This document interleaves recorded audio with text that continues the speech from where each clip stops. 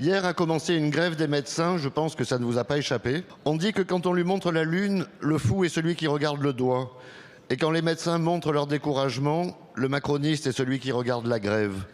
Ce que vous devriez voir aujourd'hui, c'est qu'une petite majorité dans l'hémicycle n'emporte pas toujours les acteurs de terrain, mais aussi que votre PLFSS est une défaite pour les patients, pour notre système de santé, pour les médecins.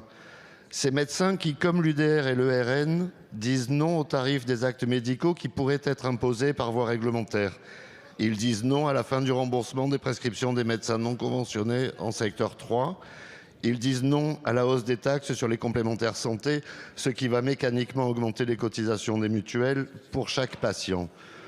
Aujourd'hui, les médecins s'opposent à toutes les mesures fragilisant la médecine libérale, comme nous l'avons fait lors des 2 lectures du PLFSS, y compris avec nos amendements de suppression, notamment sur l'article 24 qui permettait une baisse unilatérale des tarifs d'imagerie médicale, radiothérapie ou dialyse, ou encore sur l'article 25 qui augmentait les franchises pour les soins dentaires. Non aussi à l'article 26 qui instaurait une surcotisation sur les revenus tirés de l'activité des médecins conventionnés hors secteur 1. Non, enfin, l'article 18 qui prévoyait une augmentation des franchises médicales.